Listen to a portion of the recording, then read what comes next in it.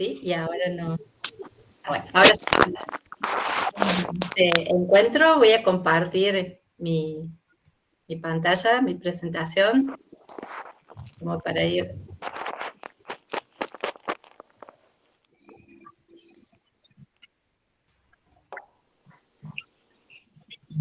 Bien, este encuentro está relacionado, como decía la invitación, en poner algunos puntos en común sobre el fenómeno del niño, que es el que ya estamos a 96% de certeza que va a estar ocurriendo en este año, después de un fenómeno de la niña que todos estábamos padeciendo con la sequía. Vamos a hablar un poco de esos detalles, vamos a hablar del cambio climático y en particular de algunas medidas que todos ya tenemos que ir tomando en cuenta, por sobre todo para adaptarnos.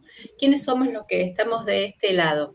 En particular, mi nombre es Viviana Barato, soy jefa de área de Educación Ambiental y Adaptación al Cambio Climático de la Secretaría de Ambiente de la provincia de Córdoba y hemos preparado junto con Marcelo Zornada, que es el director provincial de Protección Civil, y Rosana Romero, que ella es una persona que trabaja en la Secretaría de Ambiente en recursos naturales y es técnica superior en gestión de riesgo. Ella también en este momento está en un lugar sin señal y no se va a poder comunicar. Así que, hechas estas presentaciones, también vamos a decir que estamos gestionando el encuentro por medio de un espacio de videoconferencia gracias al convenio que ha firmado la Secretaría de Ambiente con la Universidad Nacional de Córdoba en el año 2020, en pleno auge de estos recursos que ya existían, pero que se hicieron más habituales en nuestra cotidianeidad. Entonces tenemos la posibilidad de encontrarnos y a la vez de grabar esto para que quienes no se hayan podido conectar lo puedan luego ver.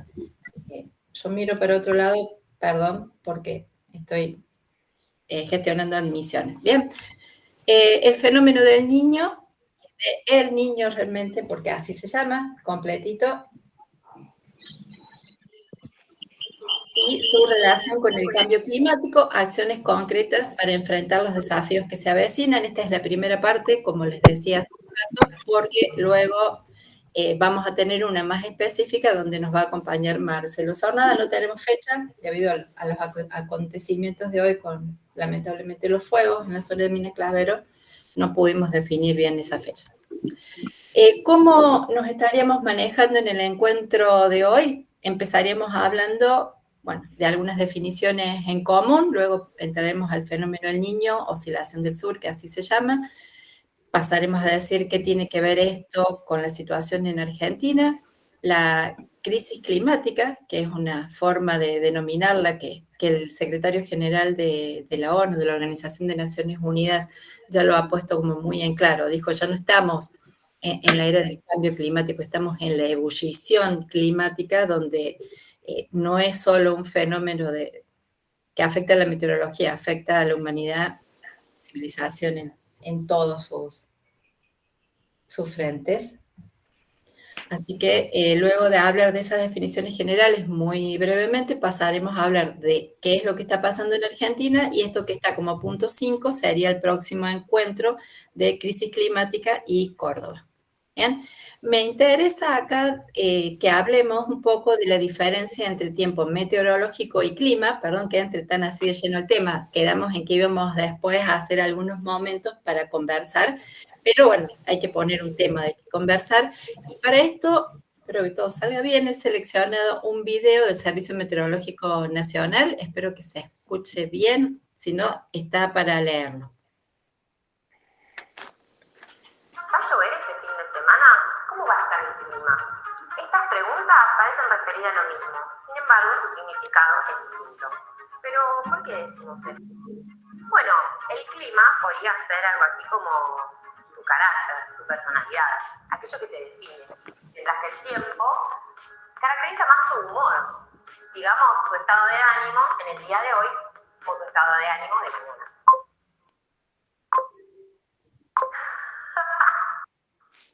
Cuando hablamos del pronóstico de los próximos días, nos referimos al estado de la atmósfera, es decir, el tiempo. Si nos interesa saber si va a estar nublado, si va a llover, cuál va a ser la temperatura máxima y cuál la mínima, la pregunta que nos tenemos que hacer es ¿cómo va a estar En cambio, cuando nos referimos al clima, estamos hablando de condiciones meteorológicas que son características de un lugar. El clima involucra distintas variables meteorológicas observadas por un periodo de al menos 30 años y capaces de ser analizadas estadísticamente. El clima nos permite saber cuál es la temperatura media y la lluvia promedio en mi ciudad durante la primavera. También nos permite conocer si las condiciones meteorológicas de un día determinado se encuentran dentro o fuera de los parámetros normales para mi ciudad. Así que ya sabes, el tiempo sería la ropa o todos aquellos accesorios que elegimos ponernos cuando salimos de nuestra casa. Pantalón corto, pantalón largo, una remera, gafas de sol. Por otro lado, toda aquella ropa que predomina en nuestro armario podría estar indicando el clima de nuestra ciudad. Si te gustó este video, seguinos en las redes. Y si querés saber más sobre cómo va a estar el estado del tiempo en tu ciudad el fin de semana, visita nuestra página web. Perdón, ¿lo dije bien? ¿Tiempo o era clima? Qué calor que hace, por favor. ¿Cómo está el tiempo, Bien. Vamos a continuar después de esto, que la verdad que me parece muy, muy linda la forma. El Servicio Meteorológico Nacional ha desarrollado estos materiales. Hay varios que explican varias cosas. Lo que me interesa, por sobre todo, es diferenciar lo que es tiempo de lo que es clima, porque estamos muy bombardeados por los medios de comunicación que confunden y viven diciendo, por ejemplo, que dan el pronóstico del clima para mañana. Dejó entrar a algunas personas, esto de esta multifunción, disculpen, ahí vamos. Todo bien, lo que ustedes están viendo acá tiene que ver con las definiciones que acabamos de escuchar de tiempo y clima. Esto, que parece chino básico, quizás por los símbolos y para quienes no estén familiarizados con algunas representaciones matemáticas, son para cada mes del año. Esto terminó en julio, no se ha actualizado todavía con el dato de agosto, hoy es 1 de septiembre, nos dice, así tenemos el agosto, pero del agosto de 2022, ¿cuál es la temperatura media? Yo tomé como base el observatorio de la ciudad de Córdoba, porque es el más viejo de Argentina, es la tercera estación meteorológica más vieja del mundo, y en particular ahora ha quedado como la más vieja en sí, como que es el único lugar que sigue siendo el edificio que todavía está en pie. Así que tomé el Observatorio Córdoba y esto nos dice que la temperatura en agosto es muy probable que se encuentre aproximadamente entre 14, 13 grados y un poquito menos de 15. Esta es la temperatura media, el promedio de la temperatura de cada día. ¿Sí? Ahí, disculpen. ¿Sí? Y las barritas más largas estas, no sé si se ve en mi cursor. No están viendo mi presentación ustedes, disculpen. No están viendo nada. No podían. ¿Qué ha pasado? ¿Ha pasado algo?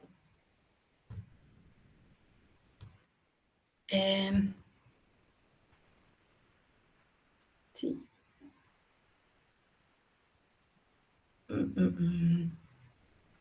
Disculpen, ¿no? Ha habido un inconveniente.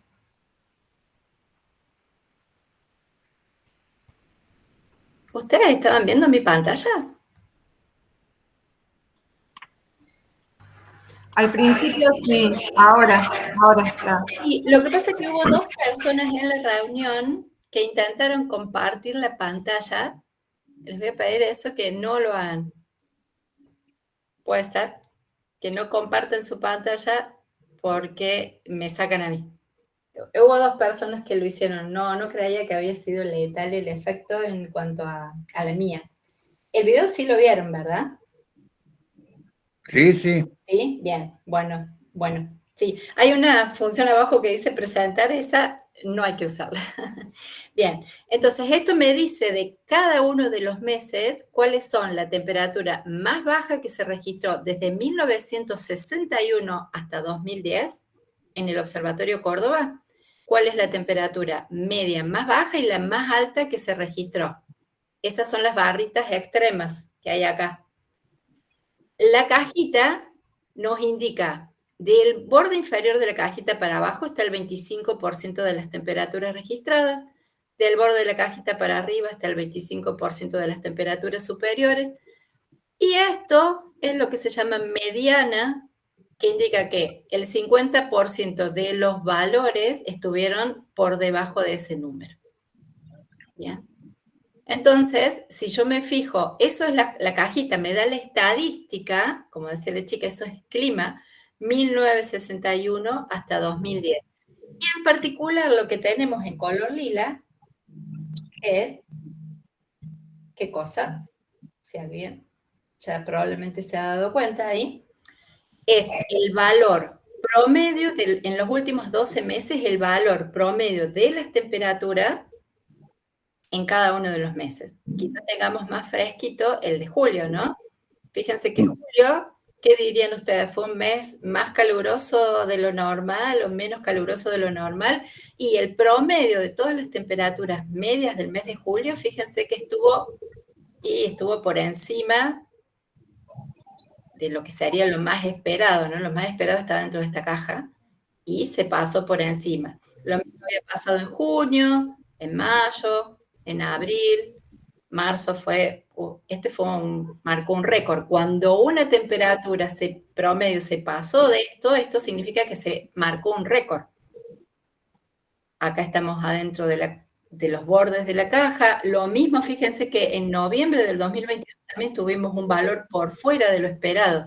Digamos que cosas que deberían pasar una vez cada 1000 años, en un solo año pasaron 2 veces. Estos son indicios de que no estamos yendo tan bien en cuanto al cambio climático, ¿no?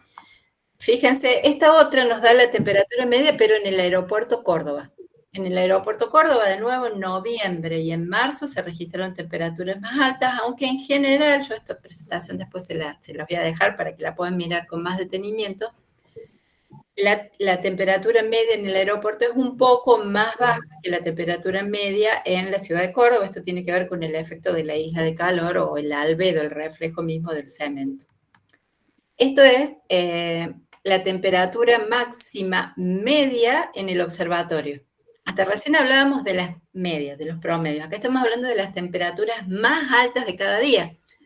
Cuando escuchan el tiempo, vieron que les dice, la temperatura máxima registrada hoy fue de tanto. Esto es para cada uno de los meses el promedio de todas esas temperaturas máximas. Nuevamente, fíjense que en julio las temperaturas máximas en promedio fueron altitas, digamos. Si hubieran caído en el centro de la caja hubiera sido un julio muy normal y acá estuvieron un poquito corridas. Y lo mismo ha pasado en todos los meses excepto en septiembre del año pasado. ¿Cómo se siente esto? Fíjense, estos son los datos de agosto día por día. Esta línea negra sería un aburridísimo día en términos de clima, como que uno ya sabe, no haría falta el pronóstico del tiempo, porque si estuviésemos en la línea esa negra directamente, es, bueno, un día medio normal. Y a algunos ocurre, ¿no? Que es el registro de temperatura fue exactamente el mismo que viene siendo que viene dando el promedio de 1961 a 2010. Pero en general, lo lila marca aquellos días donde nos hemos excedido de esa normalidad y lo celeste los días que estuvimos por debajo. Esto en promedio, ¿qué nos va a dar el día que esté ese gráfico para agosto del 23? Es que va a estar por encima del valor medio, el puntito que marca la temperatura. Esto es para para el aeropuerto, las temperaturas máximas medias. Fíjense que acá en el mes de marzo la máxima media se ha salido de la caja en el mes de noviembre, ¿sí? Siempre son esos 2 meses como que han sido particularmente calurosos. Esto para este mes ha sido este gráfico, también hay más lila que celeste, esto ya está dando un indicio de que va a ser un día que se excedió de la media. Esto es la temperatura mínima media en el observatorio. Miren, la mínima media en marzo estuvo realmente más marcadamente por encima, o sea que esto también fue un récord para temperaturas mínimas medias. Agosto se vio de esta manera, y más lila que celeste, va a ser un día donde las temperaturas fueron más altas. Y sí, esto no es con ánimo de aburrir, sino por ahí diferenciar y acompañar el video de nuestra invitada especial del Servicio Meteorológico, que nos explicó esta diferencia. O sea, el promedio, la línea negra, es lo que se calcula después de haber medido todos esos años. Y lo otro es día a día ir graficando cuánto se corrió por demás, por debajo, la temperatura mínima, media, en este caso. Él es el promedio de las temperaturas mínimas. Bueno, eso es en cuanto a la estadística y en cuanto a los promedios, ¿no? Hay semanas que son perlas. Cuando, ustedes saben, el Observatorio Meteorológico, les decía que fue la tercera estación meteorológica del mundo, se inaugura en 1872 en Córdoba. Fue don Ediberto Moliner, la persona, bueno, a quien también quiero traer acá en este encuentro, ¿no? Por toda la pasión y por cuanto ha hecho por la meteorología de Argentina. Él estudió los registros del Observatorio Meteorológico Córdoba desde 1872 hasta 2008, no es que haya vivido todos esos años, sino que lo hizo con todas las libretas de todos los registros de ese periodo.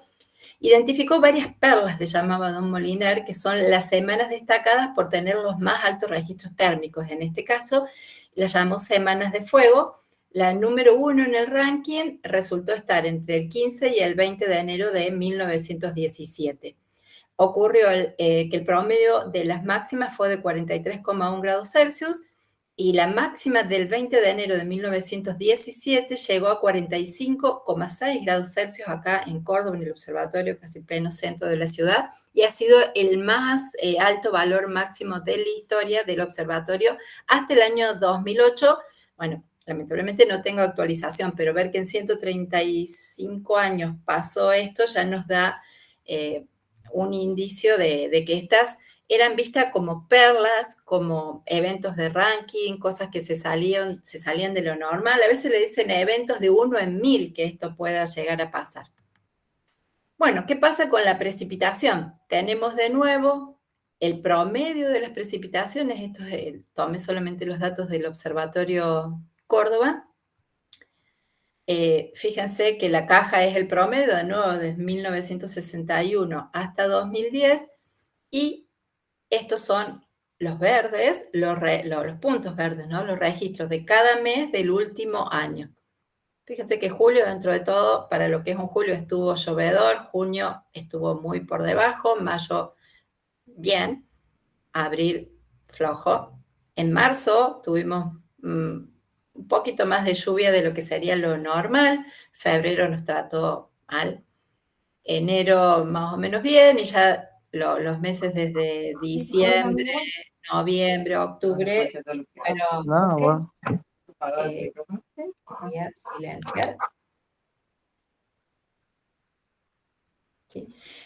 Bueno, ¿qué es lo que ustedes probablemente ya estén razonando con este gráfico? Que es que venimos saliendo de un fenómeno de la Niña que ya está bastante difundido, que el fenómeno de la Niña está asociado con las sequías. ¿Sí? Y acá nosotros en Argentina, aunque el fenómeno Niño ya vamos a ver que tiene que ver con unas franjas de temperaturas que suben o bajan respecto de una normal, y eso ocurre por allá, por la costa de Perú, más o menos en esa línea del Océano Pacífico, también influye acá, en particular en estos eventos que son de sequía.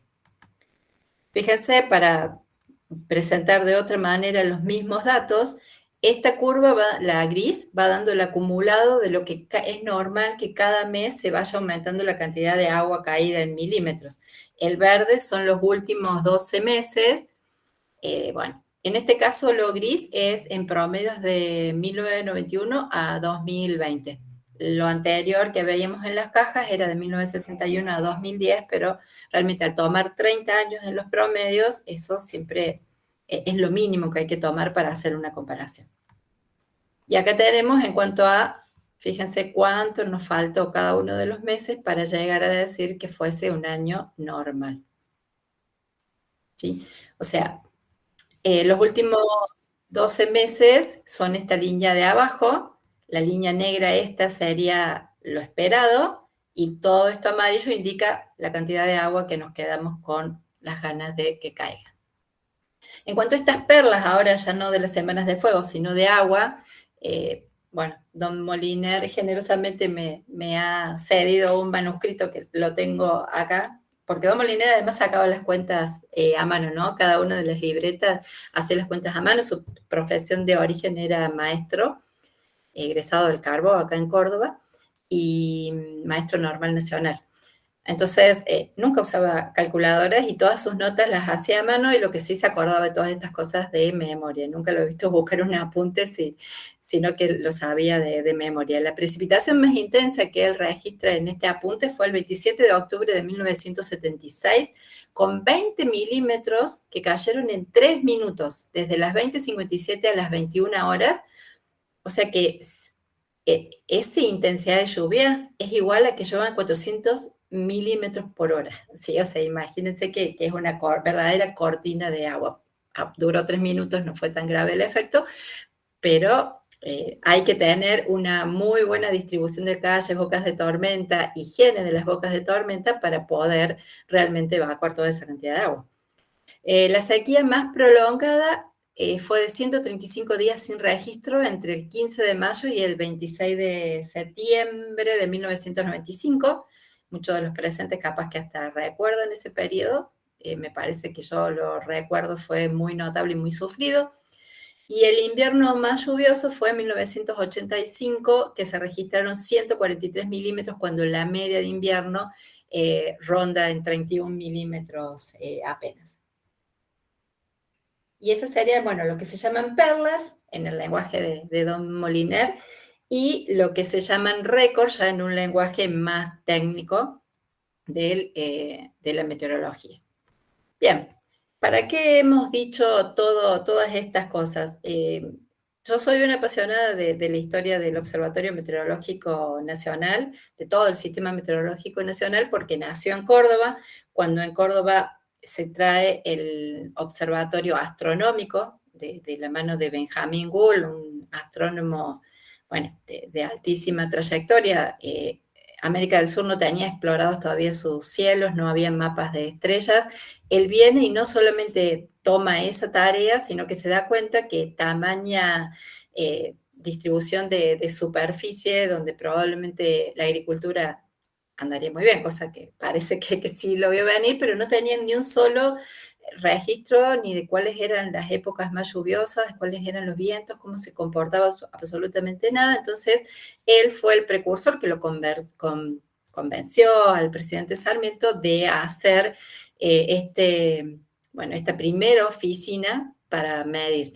La verdad que se lo puso también al hombro a la tarea con algunos voluntarios, muchos trabajaban incluso ad honorem y aprendieron a hacer las mediciones, que es una tarea verdaderamente sacrificada, porque se hace todavía ahora mucho de las observaciones a mano sí, realmente significa ir, mirar un termómetro, se utilizan instrumentos de referencia que todavía son analógicos, digamos, no es solamente que todo ahora ya se hace con electrónica, sino que hay que estar, bueno, esto empezó, gracias a eso nosotros tenemos muy buenos registros históricos, y eso permite que todas estas que eran perlas, eventos que ocurrían raramente, pudiesen empezar a asociarse en una gran red de estaciones de monitoreo en el mundo para ver si era realmente una casualidad, una suma de factores que provocaban que hubiese días tan raros, o realmente podía verse que había una causa y por ende adelantarse a que eso iba a pasar y estar preparados.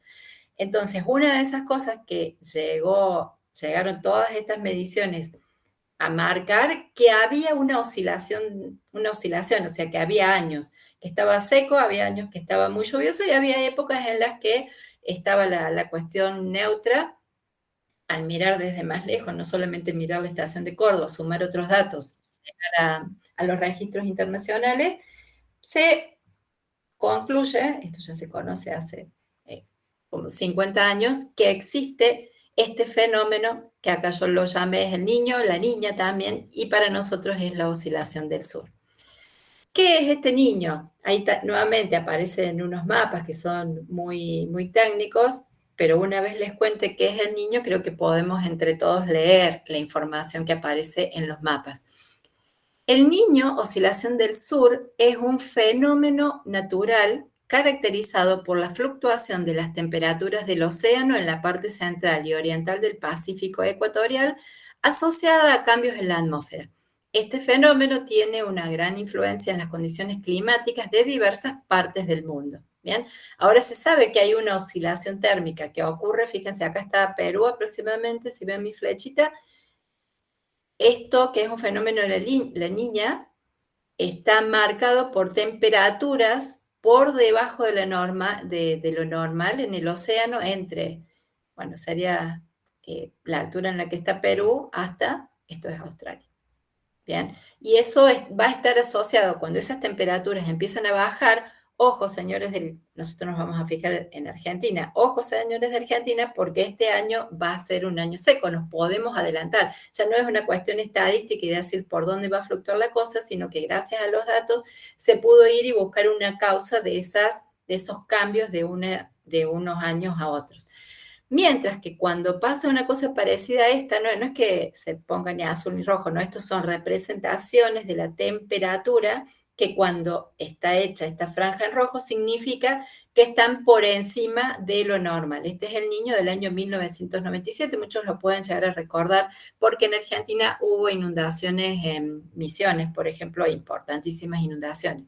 Entonces, cuando empieza a ocurrir que la temperatura en esta parte del océano empieza a subir, ojo que este año, ojo Argentina, el noreste de Argentina, porque es probable que tengamos inundaciones, ¿sí?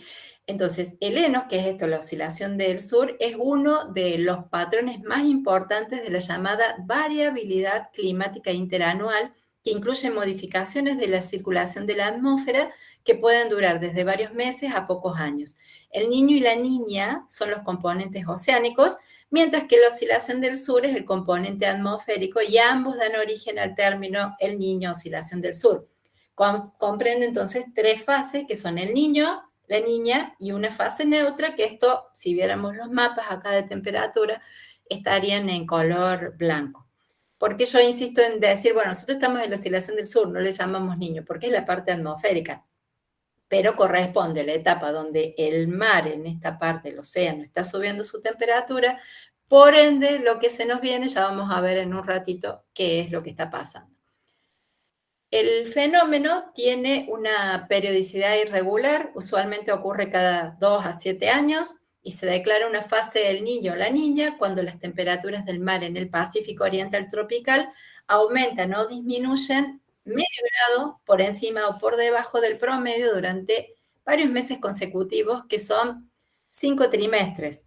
Por eso es que uno dice, pero ya estamos, si uno se fija al día de hoy, esta foto de arriba, está difícil de entender. Les puedo ayudar a ver este mapa en la parte superior a la derecha. Si miramos en el borde, ahí está Perú. No sé si lo pueden distinguir, que ahí está Perú. Y acá están marcados, así como isotermas, digamos, espacios del mar, del océano con la misma temperatura, y unos recuadritos que son donde se fijan cuánto por encima o por debajo está de lo normal para poder definir que estamos efectivamente en un niño. ¿Bien? Entonces, si ahí nos fijamos y todos se convencen de que este dibujito que hay acá, que está al medio, a la derecha, es Perú, ahí empieza el registro térmico que indica que no estamos nada más medio grado por encima, estamos en este momento hasta 2 grados, en esta parte 4 grados por encima de las temperaturas neutras, ¿sí? Por eso uno dice, ya estamos en el niño, ya vamos a ver en un rato. Lo que está pasando al día de ayer en el océano es eso. Y la foto que les puse acá abajo es la misma imagen, el mismo lugar en una imagen satelital, creo que todavía se ve menos, perdón, pero acá está más claro que esto es Perú, ¿no? Esto es Sudamérica. Acá está Perú y estas aguas que están pintadas de azules están con una temperatura de -1, por ejemplo, de -1 grado Celsius, respecto a la normal, y ahí en noviembre de 2022 era efectivamente el fenómeno de la niña, que es ese que vimos de la poca lluvia que había en esos meses por estos lares. Bueno, ahí lo tenemos visto en esa altura del Océano Pacífico. Bueno, ¿por qué el niño? Se cree que el nombre de este fenómeno se originó hace siglos atrás por el niño Jesús, cuando en fechas cercanas a la Navidad los pescadores peruanos se refirieron al fenómeno meteorológico en honor al recién nacido niño Jesús. ¿Sí? Esta transición de las temperaturas más bajas a las neutras, a que empiece a pintarse el mapa así con temperaturas superiores a la normal, empezó precisamente en Navidad, este año también. ¿Sí? Siguiendo con qué es el niño, entonces, ¿qué vemos nosotros del niño? Los efectos de esta oscilación sobre nuestro país son diversos y varían dependiendo de en qué estadio está, ¿sí? Cuánto cambió la temperatura allá arriba, digamos. Hay muchos otros fenómenos parecidos a este, encima, que ocurren en otras partes de este océano y de los distintos océanos que tenemos en nuestro querido planeta, que a veces hacen que uno se potencie, a veces hacen que uno de estos fenómenos se neutralice, ¿no? O sea, la meteorología en sí es una ciencia sumamente compleja. Es como que ahora yo estoy forzando a mirar solo no quiero dar a pensar que no hay otros, porque hay otros que también son muy interesantes, pero bueno, va a depender del estadio, de la fase del niño, de la región, de la época del año y cómo además estemos con cada uno de estos fenómenos donde la temperatura en el océano sube o baja para que pueda manifestarse de acuerdo a, bueno, tendencias esperadas por lo que pasaron en otros fenómenos niños. En particular, durante la primavera y verano, el noreste argentino, esto es lo histórico, tiende a registrar precipitaciones superiores a las normales durante una fase del Niño, como fue en el 97, que les decía en la provincia de Misiones. En Perú son trágicos en todos los sentidos los efectos de este fenómeno y casi que no hay año que los perdone. Es el niño costero, que ellos le llaman, un fenómeno que a veces solamente se manifiesta en lo local. Tienen grandes pérdidas en la pesca porque el agua se calienta, o bien los peces mueren o buscan otras aguas, digamos, donde realmente puedan alimentarse. Digamos, si se calienta el agua, toda la cadena alimentaria se va a destruir. El pez ya no tiene que comer ahí y se va a desplazar a donde haya comida, y tiene un efecto económico porque es mucha la población de Perú que vive de la pesca, y bueno, y ahí ya ven directamente por las tormentas efectos como directos sobre donde la gente vive. Son pérdidas de vidas también.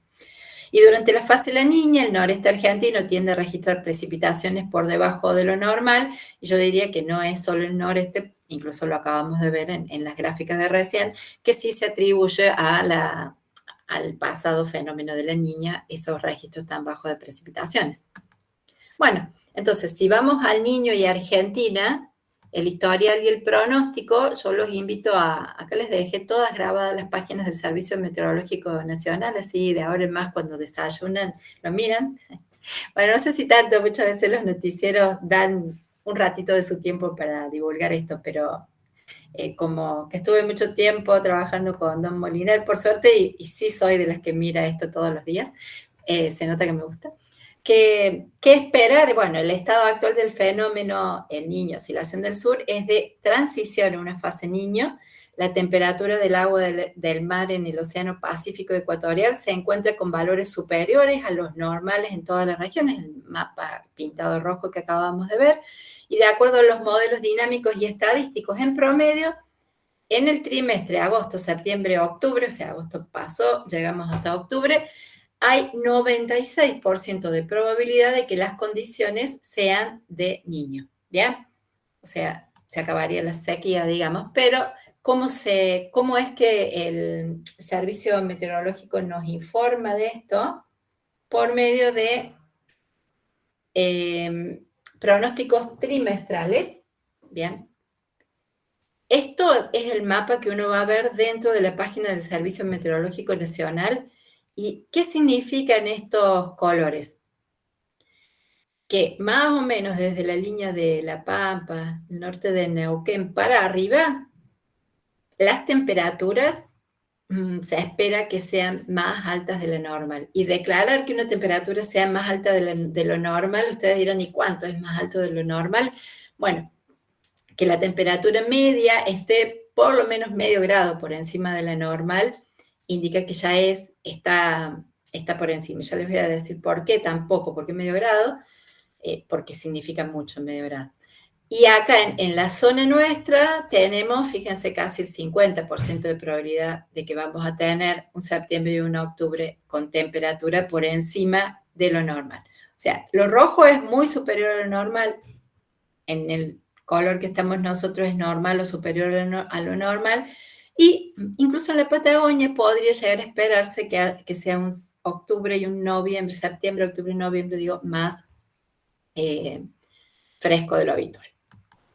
En cuanto a las precipitaciones, ¿sí? Lo que se puede ver ahí, pero que recuerden que yo no estoy leyendo el chat, ¿no? Así que si alguien necesita haga alguna aclaración, sí va a tener que abrir el micrófono y lo vamos a empezar a charlar.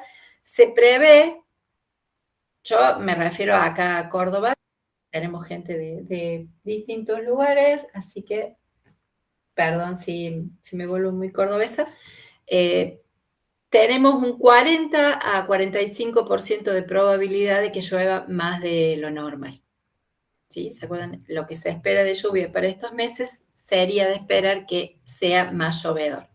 Esto que le llama estación seca es porque, bueno, estamos justamente en esta parte donde en septiembre, octubre, noviembre es muy raro que llueva, ¿no?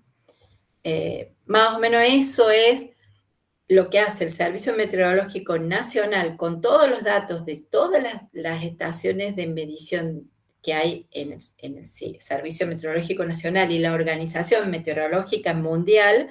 Nosotros tenemos nuestros propios analizadores, incluso Córdoba tiene un observatorio hidrometeorológico que contribuye con datos para todo esto. Ellos compilan todo eso, corren modelos y lo que hacen es analizar la tendencia, pero con modelos de acuerdo a cómo se va moviendo la atmósfera, todos estos lugares donde hay fenómenos de cambio de temperatura en el océano, todo lo van analizando y elaboran estos mapas de pronósticos, ¿sí? Esto no nos dice cómo va a estar un día u otro, nos dice en toda la estación que va a haber una probabilidad del 40% para la provincia de Córdoba de que llueva, Córdoba va a tener inferior a la normal. Los que van a tener superior a la normal son precisamente los del noreste. Disculpen, nosotros vamos a tener menos de la normal, vamos a tener la temperatura más alta de la normal y menos lluvia de lo normal. Entre la zona del noreste y una parte de la Patagonia es donde van a tener precipitaciones más altas. Disculpen, me confundí de los colores. Supongo que habrá estado pensando que no veía los colores, pero sí los veo, solamente leí mal. O sea, entre el 40 y 45% de la probabilidad que tenemos es que sea de normal o inferior a lo normal. En el litoral, 50% de probabilidades de que venga una estación con más lluvia de lo normal. Disculpen, lo vuelvo a decir porque había incurrido en un error de lectura de colores. Bien. O sea, esto uno dice, ¿pero qué me dice? Si me dice que en septiembre, octubre, noviembre, cuando cuente todos los milímetros que cayeron cada día, voy a saber, llovió menos. Pero, ¿qué es en realidad lo que está pasando? Porque sabemos que no viene solo. Bueno, lo que yo quiero también que se acostumbre a comprender que existe un servicio de alertas tempranas en nuestro país, que ahí está la página, uno puede ingresar. Sí, a diario ese lo hice, lo saqué hace un rato de ese mapa, no voy a entrar a la página, tengo la imagen directamente acá, de lo que es el pronóstico de alertas tempranas para el día de hoy. Uno puede ver el sábado y el domingo, no los voy a spoiler, quiero que después en lo posible cada uno lo pueda ir y buscar y acostumbrarse a usarlo. Nosotros tenemos un nivel verde que significa tranquilidad. No se esperan fenómenos meteorológicos que implican riesgos, centrándonos acá en la provincia de Córdoba. Van a estar en un nivel amarillo, fíjense, Corrientes, Formosa, Chaco, Misiones, y desde La Pampa para abajo también van a estar en un nivel amarillo, que son los posibles fenómenos meteorológicos con capacidad de daño y riesgo de interrupción momentánea de actividades cotidianas. Estaban en nivel amarillo hace 10 días en La Plata y el área metropolitana de Buenos Aires, que efectivamente fue una alerta amarillo que se dio a tiempo, la Protección Civil actuó a tiempo, La Plata, que fue historia, creo que fue hace 9 o 10 años, con una inundación muy grande donde la Protección Civil no reaccionó a tiempo a las alertas que se habían emitido y ahí se contaron 79 muertos en una inundación. Bueno, ahora sí, toda la Protección Civil se puso en marcha y si bien hubo una gran inundación, afortunadamente no se contaron ni siquiera desaparecidos. ¿Qué significa para estas alertas? Las alertas pueden ser por viento, por lluvia, por tormenta, ¿sí? La tormenta ya involucra incluso una tormenta eléctrica. Hay más posibilidades, como el Sonda, que por estar en Córdoba no lo menciono, porque no es tan común que nos afecte. Una alerta amarillo por tormenta, por poner un ejemplo, que dice que fíjense que eran posibles fenómenos meteorológicos con capacidad de daño y riesgo de interrupción momentánea de actividades cotidianas. ¿Qué es lo que hay que hacer si hay una alerta amarillo? Que es lo que debería hacer ahora la gente que vive, por ejemplo, en Corrientes. Asegurar los objetos que puedan ser arrojados por el viento, mantenerse alejado de los árboles, ya que la fuerza del viento podría quebrar algunas de sus ramas, no estacionar el vehículo bajo los árboles, mantener cerrada la casa de la manera más hermética posible, hacerse informar por las autoridades, en caso de verse afectado por el fenómeno, comunicarse con los organismos de emergencias locales, tener siempre lista una mochila de emergencias con linterna pila, radio pila, documentos y teléfono, ¿sí? Esto tiene que estar además, estamos hablando de tormenta, dentro de algún recipiente impermeable para que no se nos moje, ¿no? Sobre todo, cualquiera de estas cosas que se nos moje, vamos a estar en problema. Todo esto, fíjense, para una alerta amarilla casi, que cada maduro que uno debería tener por lo menos la precaución y, bueno, una cuestión de solidaridad con la comunidad en la que vive, de no tener en la terraza o en los balcones cosas sueltas que si viene un viento las puede llevar y puede lastimar a alguien. Las famosas macetas en los balcones, uno dice, es pesado, no le va a llevar el viento. Sí, el viento las lleva, un viento es capaz de arrancar un techo de cuajo, o sea, una maceta la va a tumbar y hay que ir siempre, digamos, uno esto lo debería aprender ya en la escuela, de que si va a colocar algo en algún lugar, tiene que dejarlo afirmado para que un viento, o bueno, algún otro tipo de situación no lo tumbe y no termine dañando a alguna persona. ¿Qué pasa si la alerta por tormenta es una alerta naranja? Se suma a todo lo anterior, permanecer en construcciones cerradas como casas, escuelas, edificios públicos. Hay mucho que hacer, pensemos, quizás es más fácil, inclusive en el interior, que si hay una alerta naranja que se emitió mientras los alumnos están en la escuela, no es razonable que si está por tocar el timbre de salida, esos alumnos salgan a la calle a esa hora. Se tienen que establecer mecanismos para que se pueda hacer una guarda y evitar, primero, que los padres como locos con la tormenta, los rayos, probablemente caiga granizo, ocurren muchos accidentes en la vía pública, inclusive, se trasladen cuando uno podría tener los mecanismos establecidos previamente para que no, se quedan ahí, tiene que haber un cuidado. El que se quiere ir rápido, ya sea de los alumnos o del profesorado, tampoco es razonable que salga a la calle. Ese caso de La Plata que contábamos hace un rato, una persona, está el triste registro de que sacó el auto en plena tormenta para ir a buscar a la hija que estaba en la otra punta, en la casa de un amigo, o sea, realmente se lo termina llevando la corriente. Ese tipo de cosas uno las tiene que tener habladas con la familia. Mira, si estás en un lugar, lo ideal es quedarse en una construcción cerrada. Después vemos cómo nos encontramos, ¿bien? Pero en ese momento ese es el criterio que debe primar. Bueno, mantenerse alejado de artefactos eléctricos y evitar el uso de teléfonos con cable, eso es por los rayos, ¿no? Si está viajando, quedarse en el interior del auto. Los automóviles ofrecen una excelente protección. Estamos hablando de tormenta y no de tornados, ¿no? O sea, ya eso digamos, deberíamos estar hablando en otros términos. Evitar circular por calles inundadas o afectadas, ¿sí? Estamos hablando de una tormenta, ahí hay un rayo. Esa es a la que nos estamos refiriendo. Si hay riesgo de que el agua ingrese en tu casa, cortar el suministro eléctrico. En caso de verse afectado por el fenómeno, comunicarse con los organismos de emergencias locales. Y siempre lo de la mochila, con la linterna, los documentos, ¿sí? Una cosa también en particular que se ha visto debido a muchas inundaciones que se están viendo en el hemisferio norte en este momento, es el cuidado de las mascotas, porque pobres, los animales no logran comprender qué es lo que está pasando, los termina a veces arrastrando la lluvia. Bueno, en el momento que hay una alerta declarada, saber cómo uno va a manejar las mascotas es para después tener un disgusto menos, quizás. Y si el alerta es rojo, mantenerse alejado de zonas ribereñas y de encontrarse en una, porque estábamos cerca de un río, buscar un refugio que esté lo más elevado posible respecto al río, evitar circular por calles inundadas o afectadas, y en caso de necesidad de evacuación, comunicarse con los organismos de emergencia, tener siempre lista, por supuesto, la mochila con los elementos mínimos indispensables en una bolsita impermeable, ¿sí?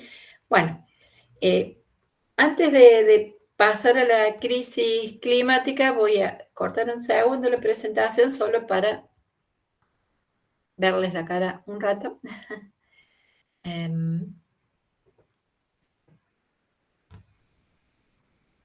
Si lo logro hacer. Acá.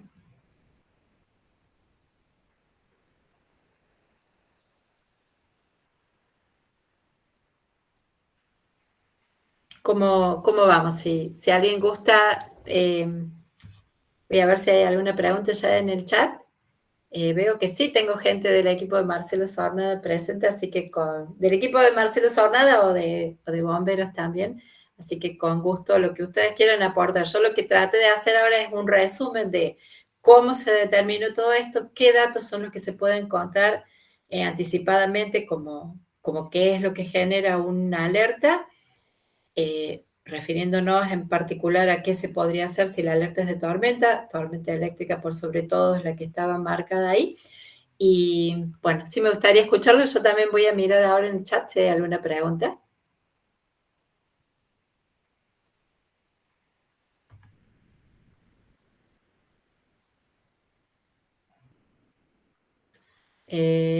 Ahí había una pregunta de que no me pueden ver.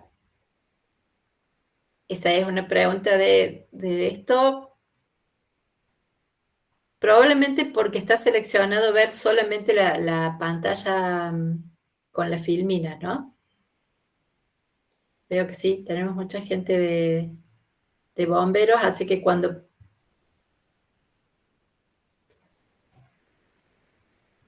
pasemos a la segunda parte, bueno, seguramente van a hablar y voy a aprender un montón de lo que ustedes nos cuenten. Bien, no, quería ver si había escrito acá una pregunta. Voy a admitir a alguien. Sí, veo nombres conocidos. Un gusto. ¿Sí?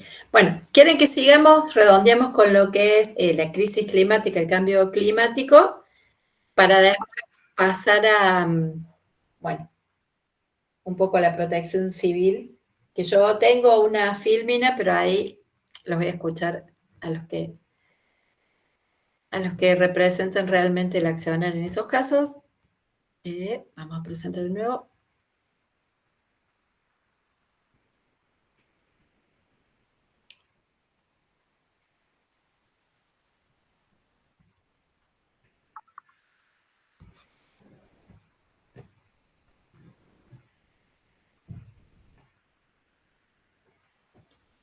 Esto también es un video, no tiene sonido, así que no se preocupen, solo es prestar atención, que después quizás saquemos algunas conclusiones.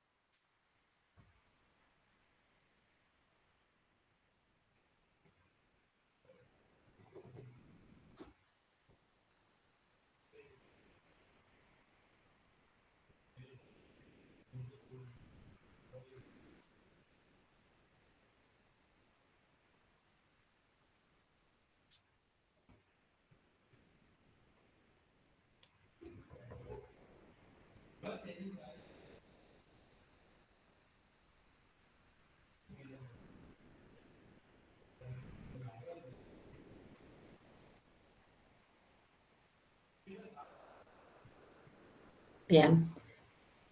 ¿Impactante?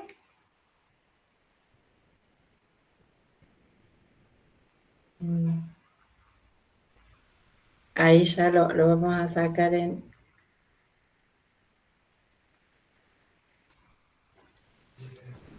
Es un gráfico que va desde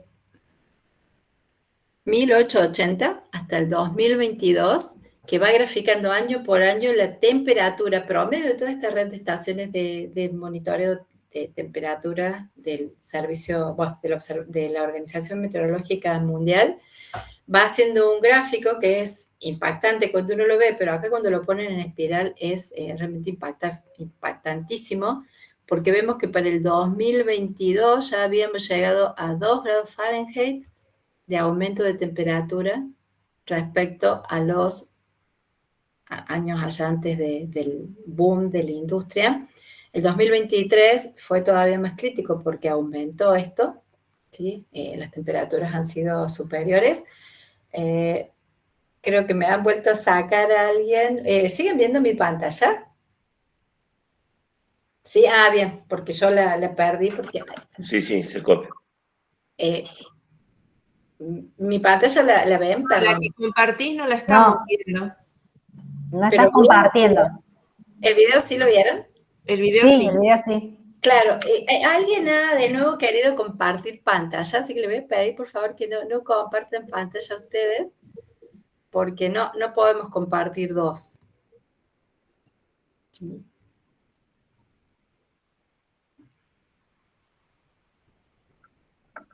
Ahí voy a compartir de nuevo.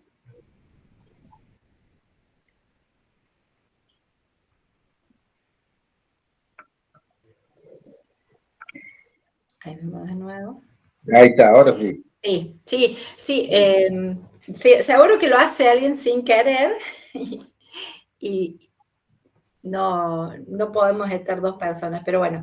Esto es el video, como terminaba mostrando lo que era el aumento de la temperatura, lo muestra así casi como un embudo, y son 2 grados Fahrenheit hasta el 2022, y este año, el 2023, ha sido una cifra récord. En julio de 2023 se ha registrado el más alto valor de temperatura media, habiendo alcanzado en un día los 1,5 grados Celsius de temperatura global que se espera que no pasen.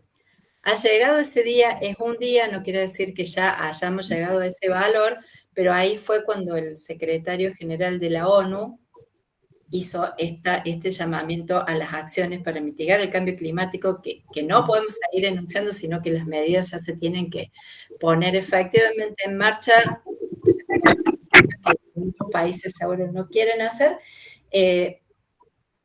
porque el año que sigue es superior. Fíjense que acá son 2 grados Fahrenheit y recién hablamos de que 1,5 es lo que el panel del cambio climático, el panel internacional de cambio climático, que son los científicos que estudian todas las publicaciones que se hacen del cambio climático, todos los papers, los que dicen que sí, los que dicen que no, estudian, discuten eso, emitieron esto de que la temperatura de no retorno es 1,5. Hubo al menos un día en el 2023 que estuvimos en eso, pero es 1,5 grados Celsius. Acá tenemos 2 grados que son Fahrenheit. El 1,5 grados Celsius es distinto de los 2 grados Fahrenheit, pero tampoco quiere decir que nos quede mucho hilo en este carretel. Una diferencia de temperatura de 1,5 grados Celsius son 2,7 grados Fahrenheit. ¿Sí? O sea que ya nos hemos gastado de esa posibilidad de aumento de temperatura, nos hemos gastado una buena franja. Y puede sonar alarmista, y sí, es alarmista porque es lo que nos está pasando. ¿Qué es lo que provoca esto? Nuevamente para eso me tomé el atrevimiento, y con permiso del caso, de pedir autorización para usar también un video del Servicio Meteorológico Nacional. Así que les dejo de nuevo en compañía de otra voz. La atmósfera que nos rodea está compuesta por diferentes gases, y a algunos de ellos se los conoce como gases de efecto invernadero. Reciben este nombre porque tienen la capacidad de retener el calor y aumentar la temperatura del aire, de la misma forma que los invernaderos crean un ambiente más cálido y protegen del frío a los cultivos. Los gases de efecto invernadero evitan que el calor emitido por la Tierra se escape hacia el espacio y lo almacenan en la atmósfera. Estos gases siempre existieron. Sin la presencia de ellos, la temperatura media del planeta sería de 18 grados bajo cero. Y la vida, tal como la conocemos, no sería posible. Sin embargo, desde la revolución industrial, la actividad humana generó un crecimiento exponencial en las concentraciones de los gases de efecto invernadero y se incrementó la retención de calor en la atmósfera. El aumento de la temperatura del aire trae otras consecuencias, como inundaciones, sequías, derretimiento de glaciares, aumento del nivel del mar, acidificación de los océanos y desertificaciones. Como ves, el efecto invernadero es un proceso que nos acompaña desde siempre. Es el aumento exponencial de las concentraciones de estos gases debido a la actividad humana lo que está provocando las consecuencias de las que ya somos testigos.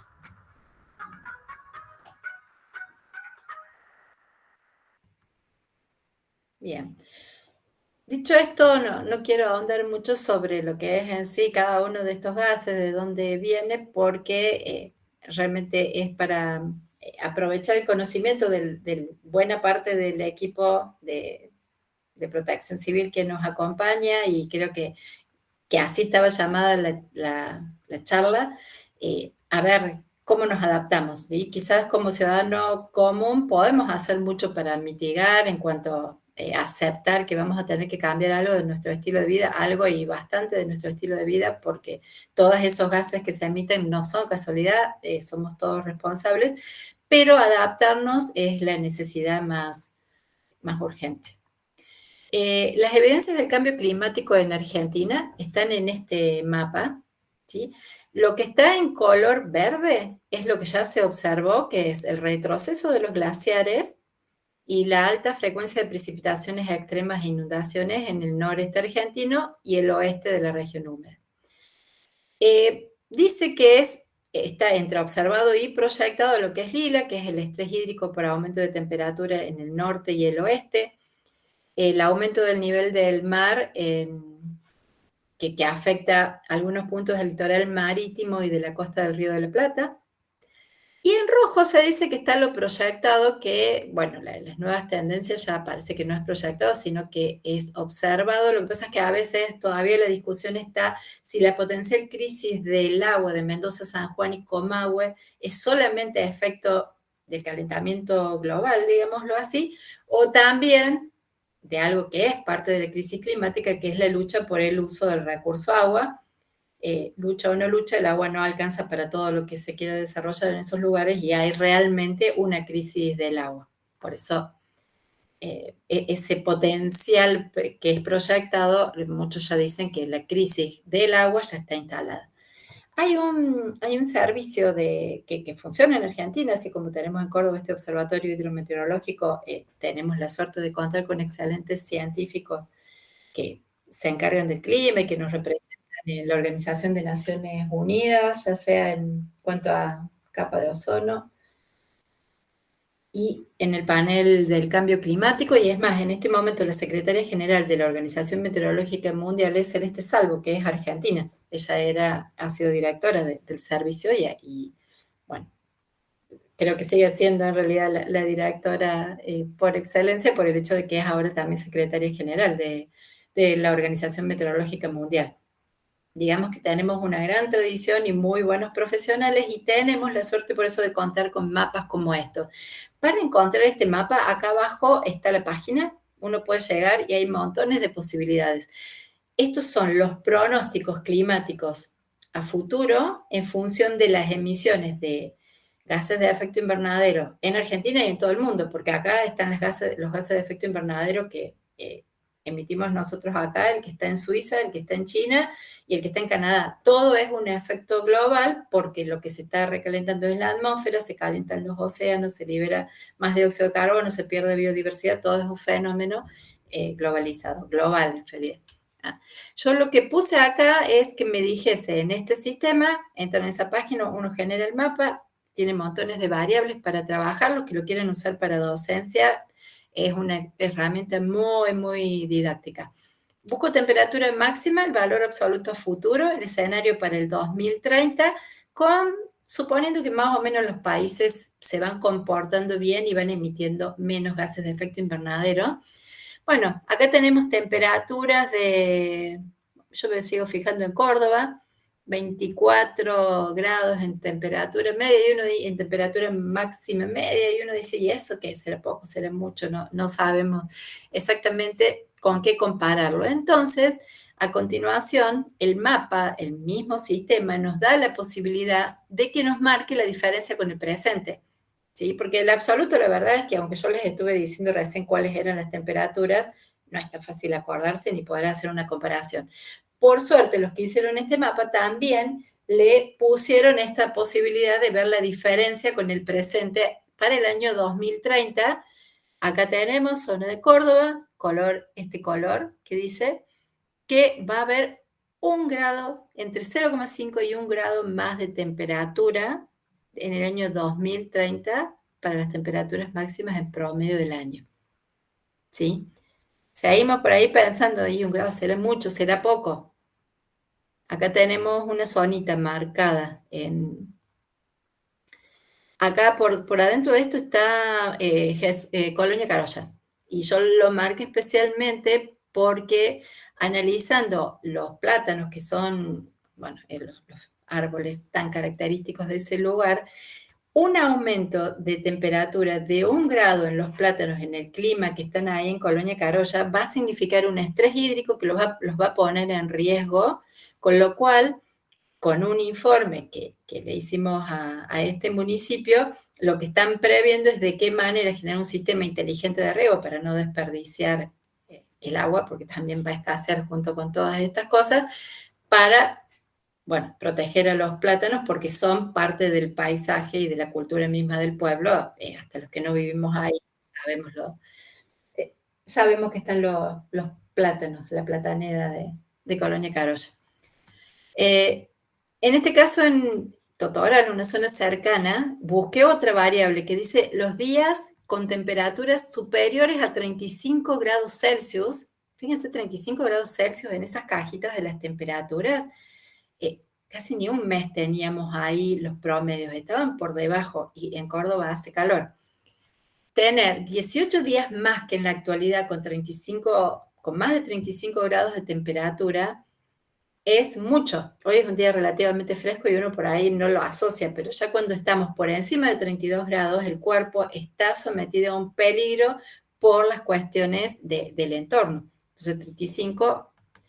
Y acá hice una cuentita más, que es que una diferencia de temperatura de 1 grado durante 18 días al año, que haga 1 grado más de temperatura durante 18 días, significa un 10% extra del consumo energético de un mes para climatizar el ambiente, el aire acondicionado.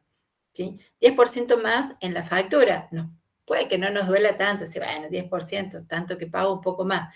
El problema es que la red de suministro para entregar 10% más de energía es puede llegar a estar en un colapso, ¿no? Por eso es que también desde las cooperativas y desde APEX se enseña muchísimo a que usemos bien las temperaturas del aire acondicionado. No tiene sentido ponerlo a menos de 24 en verano. En la bomba del aparato siempre funciona igual.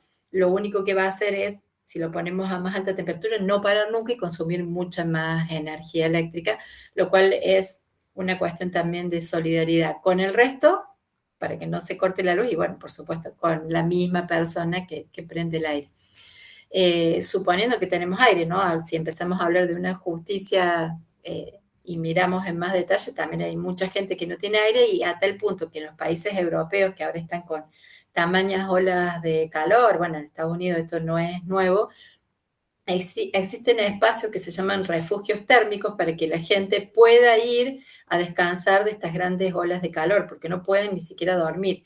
Y ya en sus hogares a veces o no tienen posibilidad de climatizarse, o bien no tienen dinero para hacerlo, o tienen que hacer una vida social. Pasa mucho en los adultos mayores. En particular vi el caso de Lyon en Francia, que bueno, van a la plaza lo mismo, entonces le han generado lugares para que puedan ir a un lugar seguro, térmicamente más saludable, para poder hacer, bueno, ya sea actividades simplemente de conversar, jugar a las cartas o alguna otra actividad que puedan hacer, y esos espacios también sirven para gente que va a trabajar. Entonces, una diferencia de 1 grado Celsius de temperatura con numerosa, o sea, con numerosa cantidad de días con temperaturas elevadísimas implica estrés hídrico y eso impacta en la biodiversidad. Por caso, digamos, los plátanos de Colonia Carolla, que son visibles, son enormes, pero hay muchos organismos más pequeños que van a sufrir y por ahí no los contabilizamos hasta que se empieza a notar en la naturaleza su falta y empiezan a faltar servicios ecosistémicos, que es como se le llama a los efectos que brinda la biodiversidad, a los servicios. Bueno, es esa cosa, ¿no? Esa simbiosis. La naturaleza nos entrega cosas y nosotros la preservamos y en teoría hacemos también algo como que somos parte de la naturaleza. ¿Qué es lo que pasará? Aumenta el uso de aire acondicionado. Por estrés hídrico empiezan a sufrir las plantas, aumenta el consumo de agua, y si aumenta el consumo de agua, aumenta el consumo de energía eléctrica. Y acá es donde encima, con todo ese consumo de energía eléctrica, va a venir asociado más gases de efecto invernadero. Esta cuenta que hicimos dice que cuánto contribuyen a las emisiones de dióxido de carbono los distintos usos. Y lo que se ve es que el 8% de las emisiones de dióxido de carbono en nuestro país se atribuyen al consumo residencial por acondicionamiento de aire, esto en el verano. 8% de las emisiones. Seguramente han escuchado hablar de estos compromisos que adquiere la nación respecto al Acuerdo de París, de cómo vamos a ir bajando cada año nuestras emisiones de gases de efecto invernadero. Bueno, el 8% lo provocamos ciudadanos comunes en nuestras casas. Miren si tendremos que ver en las medidas de mitigación también para atenuar la emisión de gases de efecto invernadero. Bueno, ¿y por qué un aire acondicionado emite gases de efecto invernadero? Porque se queman combustibles para generar energía en las centrales térmicas. ¿Sí? Bueno, no me quisiera poner a hablar de estas cosas, de cuáles son los gases y demás, me parece que nos excederíamos en detalle, pero si acá me ayudan ustedes los presentes, les voy a pedir ahora, sí, abrir el micrófono para ver si en un juego, imaginación nada más, si tenemos previsto medianamente qué hacer si llega a pasar alguna de estas cosas. Primer punto, esto lo iba a tocar Marcelo, yo estoy asumiendo por ahí el rol de llevarlos por una conversación.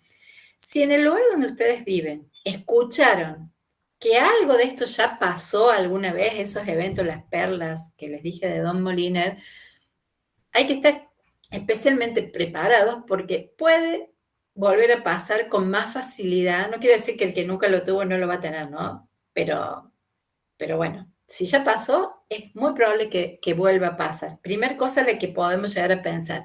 Y segundo, y acá sí, por favor, les pido colaboración a los que están en protección civil, al menos mencionar algunas medidas que nos hagan pensar cómo nos preparamos ante una alerta para estas cosas y si no vimos el alerta, ¿qué hacemos si pasa?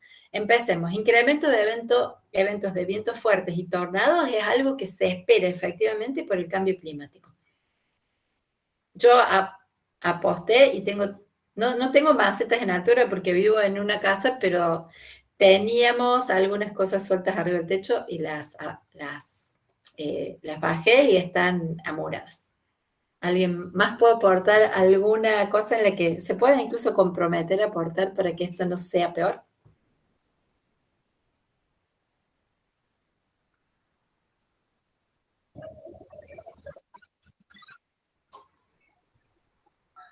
Eduardo. Sí, yo acá recomiendo permanentemente a través ¿cómo se llama? De la página de Defensa Civil de Volver, de que se mantengan las canaletas bien, que drenen bien el agua, las medias sombras principalmente, que no estén cerca o estén bien agarradas. Bueno, plantas, por ejemplo, que estén bien podadas. Todo eso para prevenir por el tema de los vientos fuertes, porque acá ya hemos tenido huracanes hasta de 130 kilómetros y bueno, se han visto consecuencias bastante dramadas, ¿no? Lo de la media sombra, Eduardo, que es porque se vuela y termina tapando los desagües. Exactamente, sí. Mira, no había pensado. Esa es una de las principales cosas, sí. Entonces, bueno, ahí entre el viento, la lluvia, por ahí algún granizo, tapan y bueno, y por eso se entra el agua a las casas y todo ese tipo de cosas, ¿no? Claro, que es un daño que después encima te va a salir, poner que la casa quede en pie, pero va a empezar a venir el síntoma de las humedades, las caídas de revoque, la casa se va debilitando y enfermando. Efectivamente, así es la cosa. Eso es una de las recomendaciones principales que tenemos. Yo como director de Defensa Civil y coordinador general de la Brigada de Municipal de Socorro, junto con bomberos, trabajamos de esa forma. Bien. Me parece que recién alguien más había activado el micrófono. Sí, mi nombre es Silvia, buenas tardes. Me parecía Pertenezco al Civil Santa Ana.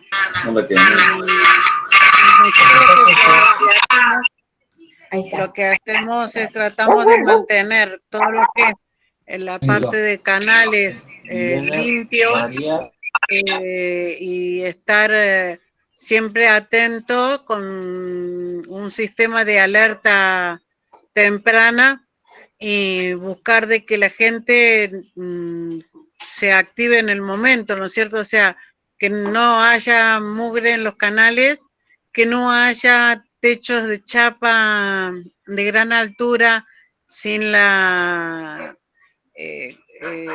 sin la contención correspondiente, porque sabemos que eso es algo también que es peligroso cuando el viento lo envuelve y lo lleva, golpea en cualquier lado. Y también los árboles, mantenerlos de baja estatura, no tan altos. Y si son plantados, tratar de plantarlos lo más hondo posible.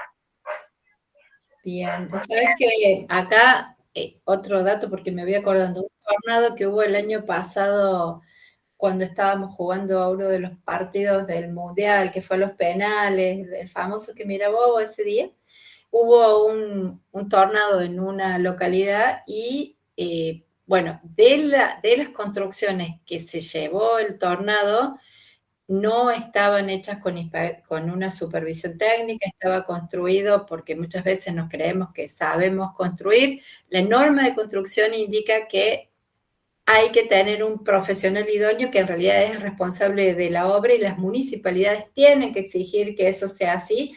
Es más, debería haber hasta un cartel de obra que indica qué es lo que se está haciendo, quién es el director técnico. Casi todos los pueblos tienen esa ordenanza, son contadísimos los que la hacen valer, pero efectivamente los lugares que en ese pueblo fueron, por ejemplo, volaron techos y demás con enormes pérdidas a raíz de eso, del capital que había en esos galpones, no habían sido construidos con dirección técnica, y a veces, ¿no? Uno dice que, bueno, si fue una mala suerte que venga un tornado, el hecho de que se alargue el partido hizo que no hubiese gente en las calles, sino que estaban todos adentro, en lugares chiquitos, mirando el partido, en particular porque hacía mucho calor y la gente estaba con el aire acondicionado, entonces estaban en lugares más chiquitos, pero hasta uno de los lugares que se lleva el tornado es una salita de fiestas que estaba totalmente hecha muy, muy primitiva, con las paredes apoyadas, ¿no?, una contra otra, y bueno, si no, capaz que eso fue un feriado, hubiera habido estas fiestas ahí, ¿no? A veces la suerte está de nuestro lado, pero a la hora de construir, yo no sé muy bien, ¿no? Si uno lo hace mal y después pasa una desgracia, también hay que ver primero las consecuencias, obviamente que no va a pasar desapercibido, se tendría que hacer cargo de los resarcimientos, pero además la conciencia. Así que también eso, creo que en los pueblos, si tenemos gente que tenga que ver con la protección civil o con la gestión, el cartel de obras, si revisan las ordenanzas, yo casi que me atrevería a decir que todos los pueblos lo tienen. ¿Tenemos algún aporte más de este primer ítem o vamos a las olas de calor?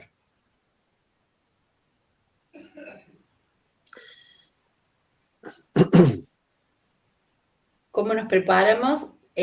Ramón, supongo que lo vas a decir algo. ¿Puede ser hacerlo? Sí. ¿Podemos ir ya también con las olas de calor y las inundaciones? Hola. Sí. Hola, ¿se escucha? Sí, Ramón. ¿Qué tal? Bueno, yo quería hacer esta separación, por ahí no la comprendí bien yo a la misión, digamos, pero desde lo que es protección civil o cualquiera de los organismos de emergencia, hemos estado trabajando en redes de comunicación y la prevención hacia la sociedad. Estos consejos que escucho... Perdón. Estos consejos que escucho que vos estás dando, que me parecen muy bien, están como dirigidos hacia la sociedad en general, que está muy bueno y tendría que haber más talleres, o tendría que ser de mayor alcance en medio de comunicación, digamos, para la sociedad en general, que pudieran escuchar estos consejos, que por ahí a lo mejor lo deberíamos darlo nosotros y no esperar a que desde Nación se llegue a esto.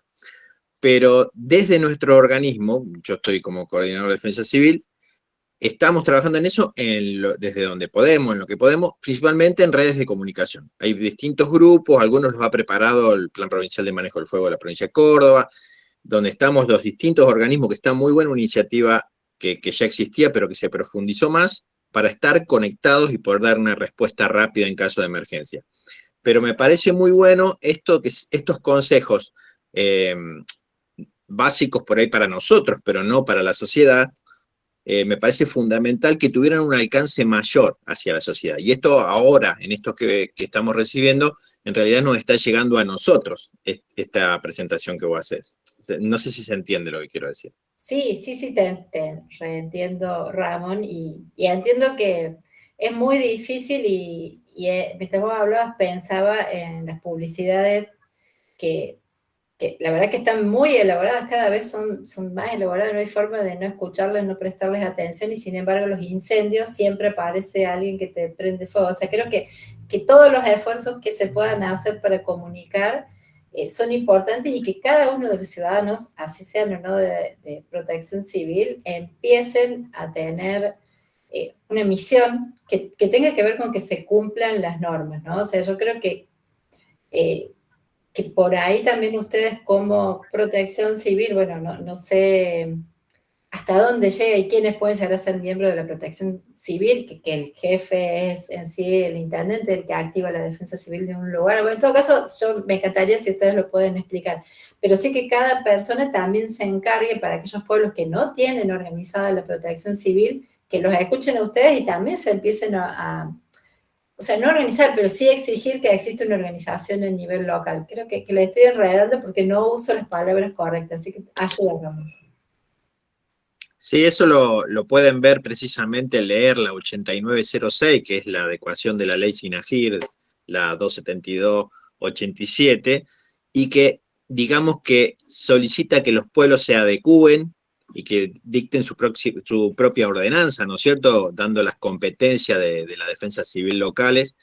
Y creo que lo que cuesta, lo hemos tratado de hacer hace unos años ya, difundirlo. Creo que lo que cuesta es visibilizar desde los distintos municipios, principalmente cuanto más pequeño más cuesta, lo que significa en ahorro en un momento de la emergencia haber trabajado en la prevención.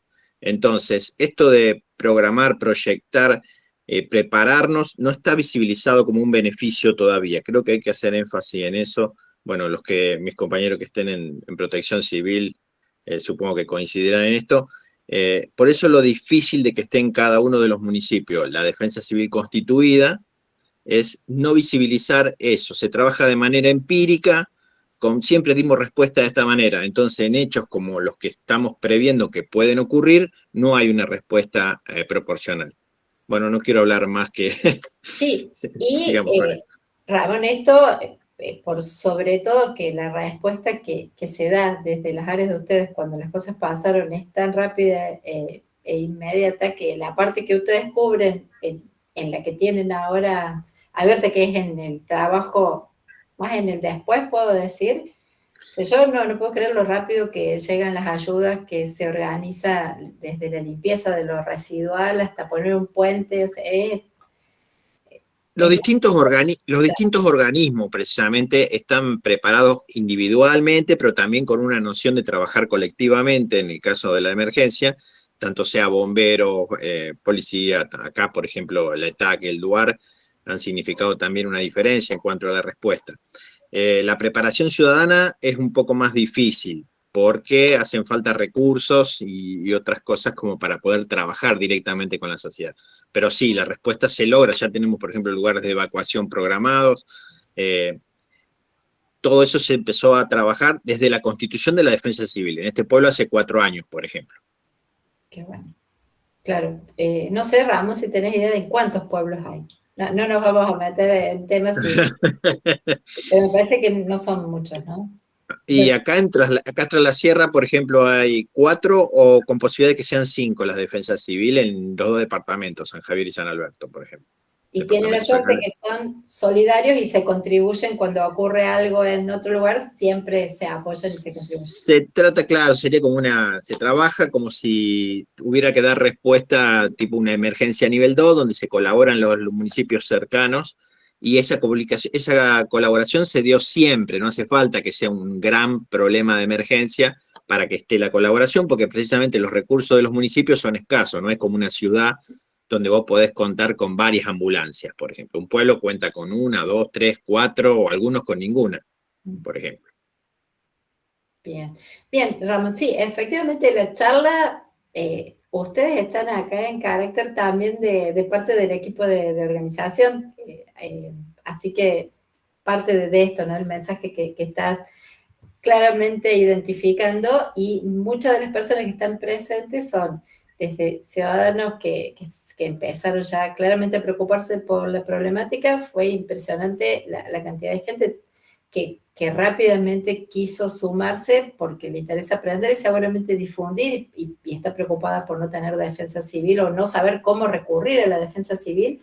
Hay veces que no sabemos, ¿no? Si existe la defensa civil, si pasa algo, ¿cómo me entero? ¿Para dónde ir?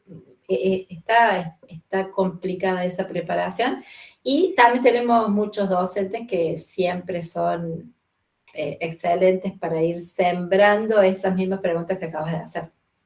Y bueno, y cuando se siembra mucho la pregunta, esperamos que aparezca la respuesta. Bien, seguimos entonces analizando quizás de esto, ¿no? De cómo seguimos con las primeras hasta las sequías, por lo menos, de cómo estamos de preparados, o algo que nos animemos a decir que miramos antes de que ocurra.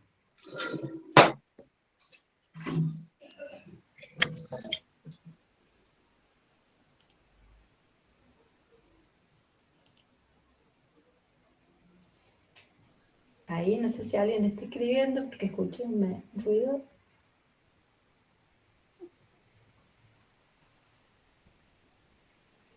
No.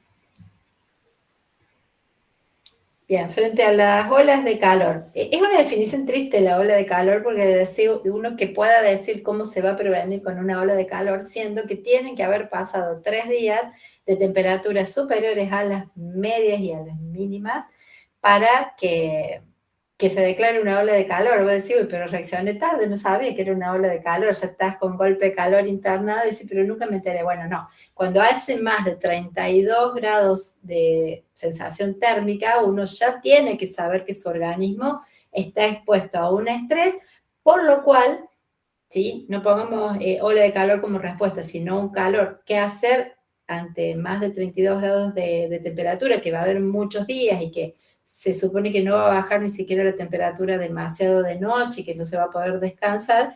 ¿Qué hacer? Ustedes habrán escuchado, el año pasado pasó y este año volvió a pasar. El año pasado fue en Madrid, 2 personas que barrían la calle murieron por estrés térmico. La temperatura del cuerpo llegó a más de 42 grados, fue irreversible, y voy a decir, ¿cómo puede ser que no hayan cambiado los horarios de trabajo? Parece ser que incluso el gremio lo había pedido, o los empleados, no se reaccionó a tiempo y no se cambiaron los horarios, y estamos hablando de un servicio de barrido que ya de entrada debería pensarse en horarios que no sean las 2 de la tarde para hablar de Córdoba. Entonces, ir pensando que uno no puede estar derrochando energía en la siesta es una forma de prepararse para estos calores, como lo hacen en Santiago del Estero o en La Rioja. La siesta es religiosa, a veces nosotros no nos damos cuenta, pero ya es un pacto social. Los negocios en La Rioja, en la ciudad, están abiertos hasta muy tarde, hasta una tienda o una mercería, porque a la siesta está todo el mundo a la sombra y quieto. Y los que pueden con aire acondicionado, pero si no, básicamente a la sombra, quieto, los nenitos por ahí mojándose un poco. Entonces eso también es algo para lo cual uno mismo se tiene que comprometer, y si en el lugar donde la gente trabaja no se dieron cuenta de esto, bueno, plantearlo. Me decía la vez pasada un colega que para hacer mediciones de agrimensura en verano, tranquilamente las podrían hacer a las 6 de la mañana cuando no hace tanto calor, incluso el sol todavía con las sombras y demás no complica algunas mediciones, y que se complica todavía mucho el negociar, que las RT cambien sus horarios, es como que realmente hay que sentarse, ¿no? Hablar de esos temas. ¿Cómo lo ven ustedes ustedes también atienden desde Protección Civil, ahora hablando específicamente con ustedes, cuando hay gente con golpe de calor?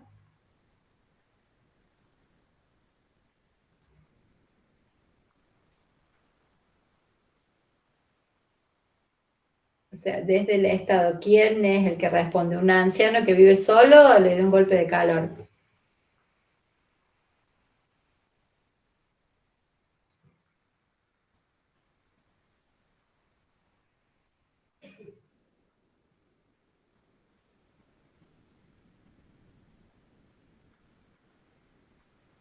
Sí, es lo mismo un golpe de calor que se le inundó la casa o cualquiera de estos eventos, ¿no? El tornado le llevó el techo. Hola, Javier. ¿Qué tal? Buenas tardes. Buenas tardes a todos. Un gusto. Una consulta. Volviendo un poquito, digamos, para atrás en todos los temas que se han ido viendo. Ante todo me voy a presentar, yo soy el director de Defensa Civil de la ciudad de Río Cuarto. Tenemos una preocupación en el sur de la provincia, en realidad, con las alertas tempranas. Todos saben, o si no lo saben, se los cuento así a grandes rasgos. Nosotros tenemos un río muy manso en lo que es la temporada netamente invernal, pero sí un río bastante caudaloso, por decirlo de alguna forma, en lo que es las temporadas, digamos, de verano. Y tenemos el inconveniente, hablando siempre de las alertas tempranas, que no tenemos, digamos, un referente para tomar las medidas de prevención en cada caso.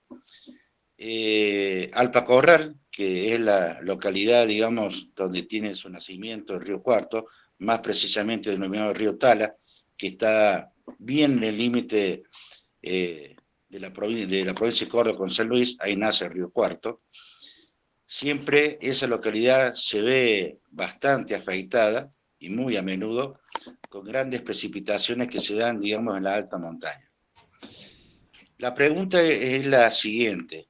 ¿qué probabilidades habría? Porque sé que en otro lado de la provincia de Córdoba lo tienen, como por ejemplo Río San Antonio, de conseguir o tratar de colocar, digamos, los sensores para determinar, digamos, y saber, digamos, con anticipación qué alerta vamos a tomar, digamos, o qué caudal de agua viene descendiendo de los cerros. Y esto Alpacorro lo ha vivido, digamos, en infinidad de veces, y sí nos toca muy de cerca el Río Cuarto, y ya nos ha pasado en la última creciente, en donde vinieron en el mes de marzo 4 crecientes en forma consecutiva. Si bien tenemos, digamos, la referencia de gente que vive propiamente en esa localidad, pero realmente es una necesidad real determinar o colocar los sensores, digamos, en la alta montaña, para tratar de prevenir, digamos, y estar alerta, digamos, en tiempo y forma. Nosotros lo sabemos, particularmente hace 45 años que estoy en esto, hemos vivido varias situaciones, digamos, anómalas relacionadas a esto. La pregunta es, en realidad, si hay alguna posibilidad de colocar, digamos, estos tipos de sensores para tratar, digamos, de actuar, digamos, en tiempo y forma.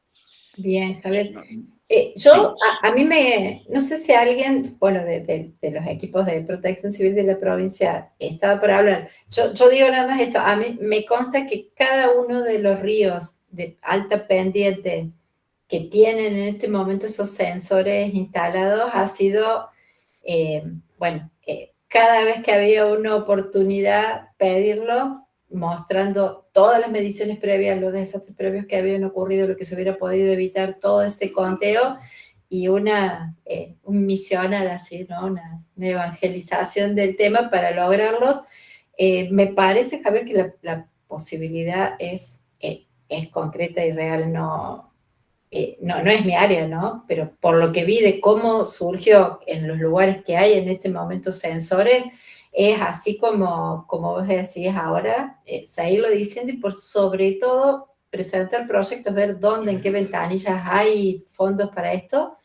Creo que si nos ponemos de acuerdo entre distintas áreas podemos llegar a encontrar eso y sobre todo, Javier, ¿tienen documentado, supongo, todo esto que me estás contando? ¿Hay informes así que dicen cuándo pasó, qué pasó, cuánto arrastró, qué hubiera pasado si te hubieras enterado antes de que venía la creciente del río? Porque no debe ser ni siquiera tan bruja como un río con alta pendiente. Podrías Bien. probablemente haber tenido tiempo, ¿no? Sí. En cierta forma está todo, eso está todo documentado. Y nosotros, en realidad, de acuerdo a la experiencia que tenemos, sabemos que una creciente de 3 metros, que ya prácticamente está pasando por la localidad de Alpacorral, que tiene un soporte de 4 metros, sabemos que en 8 horas la vamos a tener el Río Cuarto. Todo depende también de lo que hay intermedio hasta la llegada acá a la ciudad, en donde tenemos, digamos, un suelo muy arenoso que tiene una cierta capacidad de absorción.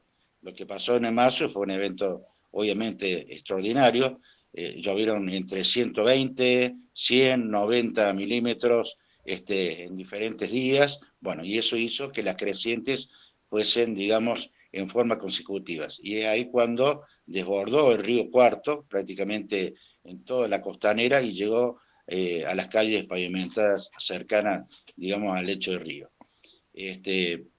Pero no solo yo hablo por Río Cuarto, hay que tener en cuenta que hay una condición, obviamente, que la va a tener también lo que es la localidad de Reducción y la ciudad de La Carlota. Por otro lado, la ciudad de La Carlota, hay que tener en cuenta que el río se angosta prácticamente en un 50% de lo que es el ancho del Río Cuarto. Si bien ellos han tomado, digamos, diferentes medidas preventivas, somos nosotros quienes les informamos, digamos, de este tipo de alertas para que ellos tomen las prevenciones en cada caso. Por eso hago hincapié, digamos, en estos tipos de sensores, y hablando de tecnología que está muy avanzada, era, digamos, la referencia que quería manifestar. Claro, claro. Sí, sí, entiende, me parece que esto, ¿no? De estarlo diciendo hace que sea posible. A veces creo que, al menos desde el lugar en el que uno lo ve, eso fue un fenómeno tremendo. La Felipa y demás también se lo llevó a esa creciente. Fue como súper extraordinario. A veces uno dice, bueno, fue un evento de estos de 1 en 1.000.000, comió un río más de llanura. No hubiera pensado en este planteo porque inmediatamente uno piensa que en los ríos donde la creciente viene rápido es donde, por eso se pusieron los sensores primero ahí, pero yo creo que bueno, es un poco más de fuerza de gestión y seguirlo, no te digo diciendo ni por ponerte ese trabajo, pero me parece que, bueno, no sabía que no Sí, existía para empezar, discúlpame, ¿no? Yo no soy del área, no no, está sabía bien, está bien. que se está haciendo efectivamente, capaz que ya se está tratando de hacer. Jorge, vos tenías la mano levantada, Jorge Domínguez. ¿Es intencional o de nuevo es casual?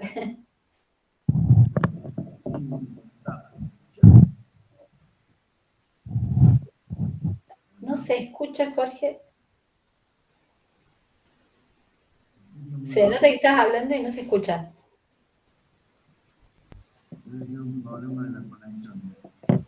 Se escucha muy bajito, o sea que quizás solo hablando más fuerte se...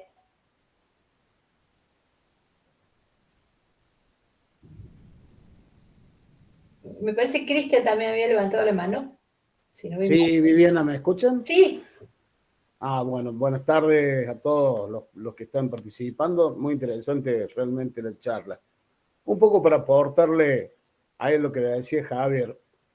Yo soy de Mendiolas. Nosotros en el 2015, a raíz de la inundación, fue bastante difícil. Gracias a Dios no tuvimos víctimas en esta localidad, pero sí aguas arriba.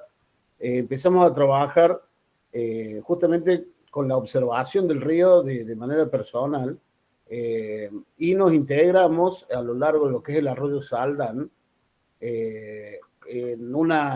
trabajamos como una sola defensa civil. En realidad todas las defensas civiles del arroyo Saldán estamos trabajando como defensa civil del arroyo Saldán justamente. Entonces, ¿qué hacemos al momento de que las precipitaciones son intensas? Te diría, después de los ya 30 milímetros empezamos a comunicarnos entre las defensas civiles a través de un grupo de WhatsApp que tenemos y que lo implementamos a partir justamente del 2015 en la observación, porque hemos notado fundamentalmente que las escorrentías nos provocan distintos tipos de crecientes.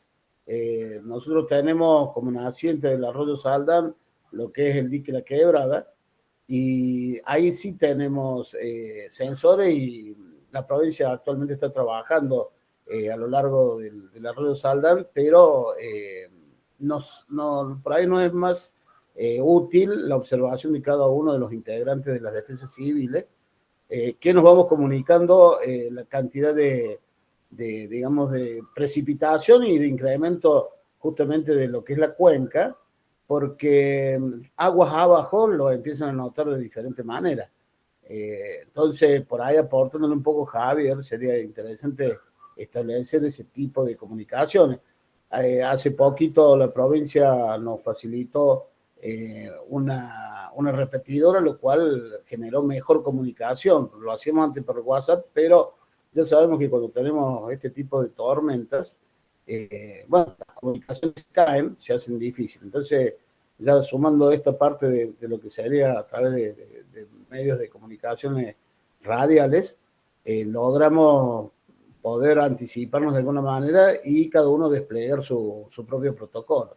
Entonces, es fundamental por ahí también esto, que lo podemos trabajar a través de los cuarteles de bomberos, la seguridad ciudadana en cada una de las localidades, la misma policía. Todos colaboran en ese momento gracias a este sistema que logramos trabajar desde Sierras Chicas. Entonces, bueno, por ahí, Javier, sería importante generar alguna clase de observación por parte de las distintas, los distintos organismos que tenemos que trabajan en el momento de los eventos que podamos tener. Otra cosa que te quería sumar antes de lo que estábamos hablando, de lo que son vientos fuertes y tornados, que lo hemos padecido fundamentalmente aquí en Mendiolas, y hablo de Mendoza porque es donde estoy yo, soy el coordinador justamente de Defensa Civil, el tema de las famosas camas elásticas, sombrillas, hasta reposeras, que cuando no le prestamos atención, pensamos que vemos una cama elástica que es algo grande, que pensamos no se va a volar, no, es increíble cómo vuelan e impactan, primero más que nada, en las personas que puedan estar transitando o que están por ahí reaccionando ante algún probable viento, que están entrando sus cosas o están yendo a su domicilio, pero sino también en las estructuras, han roto estructuras, vehículos. Entonces, también hay que pedirle a la gente que tenga cuidado en ese tipo de cosas. Reposer hemos visto volar, y sombrillas, lo que se da mucho por el tema del verano, ¿no? Entonces, bueno, eso quería sumar también al tema de los vientos fuertes y probables tormentas. Yo, la verdad es que debe ser porque en el pueblo que yo vivía había mucho viento, departamento San Justo sí ha habido tornados por allá, pero cada vez que viene una nube, la orden desde que éramos muy chiquitos era todo lo que estaba en el patio se guardaba. Era muy poco probable que algo quedase. Realmente es como que debemos haber tenido ya puesto algún chip de que, ojo, que el viento se lleva todo y por sobre todo eso de también de que nos decían, perdón que sea así que lo haga lo personal, pero siempre nos decían, o sea, si se levanta tormenta, te tenés que quedar adentro porque puede volar una chapa, o sea, era como muy, muy presente eso que estás comentando. Y creo que la gente lo olvidó o dejaron de comentárselo a los hijos porque se meten ellos adentro y dejan así las reposeras, todo afuera. Sí, sin duda, una de las características que tiene esta localidad es que se ha poblado muy rápidamente. En los últimos 10 años aumentó exponencialmente la población y vienen fundamentalmente de la ciudad capital y no lo sufren tanto como lo sufrimos acá. Entonces es común ver este tipo de artefactos, como te decía, las camas elásticas, y que no les representan ningún riesgo. Las localidades, como decís vos, que tienen experiencia, igual que el tema de la experiencia de las inundaciones y algún otro evento que tiene cada una localidad ya es más común, ¿no? Pero por este lado, por lo menos, el tema está bastante descuidado y nosotros trabajamos sobre esa recomendación. Bien. Javier, sí. Sí, Estabas no, ahí simplemente acortar. Buenas tardes, Cristian, un gusto conocerte. Ustedes tienen un excelente jefe de bomberos, Guillermo Coria, un amigo y formado en Río Cuarto. Sí, Quería acotar eso. No, acá en Río Cuarto, acotarte que tenemos lo que se llama el COEM, el Centro de Operaciones de Emergencias Municipales, totalmente aceitado. Todos los principales, realmente referentes, no solo de áreas municipales, sino de entidades privadas. Lo tenemos completamente aceitado. Pero siempre nos queda, digamos, esa nube dando vuelta en cuanto, digamos, a lo que es las crecidas que nos vienen, digamos, netamente, hablo de Apacorral porque es el principal afluente del Río Cuarto, pero también hay que tener en cuenta que se le suman a mitad de trayecto el río Achiras, y hay un brazo también de la localidad de Las Albahacas, que ahí el agua también desciende en forma muy abrupta. En ninguno de esos ríos tenemos nosotros, digamos, algún parámetro como para llevar a cabo diferentes acciones. Sí, obviamente nos guiamos, digamos, por lugareños, en donde tienen su vivienda propiamente muy cercana a las cuencas de los ríos, que son ellos los que nos mantienen informados. Era simplemente para acotar eso.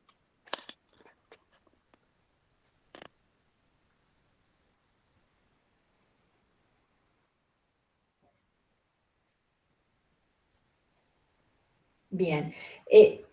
Estábamos, ¿no?, con los calores, con las inundaciones, las sequías, que también son un problema importante, ¿no? Podemos, ya que nos vamos para el lado de otro país, mencionar tan solo lo que viene pasando en Uruguay, donde se complicó muchísimo.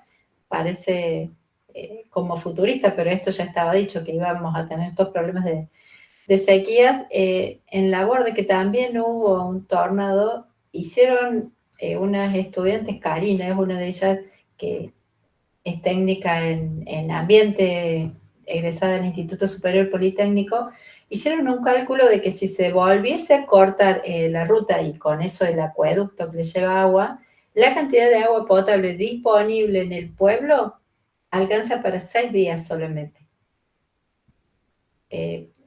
Un dato crítico, porque si se cortan las rutas de acceso y no tienen forma de que le lleven agua en camiones o agua envasada, la verdad es que es un dato muy crítico y a veces no se lo están mirando a ese punto de dónde van a sacar agua. Ahí nos enteramos que hay todavía una persona que tiene un aljibe, no se conectó a la red y le midieron el agua y la tiene muy buena, pero ya los aljibes, la verdad que muchos se han perforado con las inundaciones que hubo en otras épocas. Bueno, eso por decir, ¿no? Que también a nivel, no sé si es la protección civil, pero sí de las autoridades locales y de la persona común, empezar a pensar qué haríamos, qué hacemos, cómo salimos adelante. Me interesa acá el punto de la distribución de vectores de enfermedades. Chikungunya ya parece que no es una palabra tan lejana en la provincia de Córdoba, dengue ya se volvió lamentablemente cercana. A veces nos escapa, sí sabemos que el descacharrado funciona, es parte de no dejar cosas sueltas también, como antes que se las puede llevar el viento, y además estas cosas crían los mosquitos.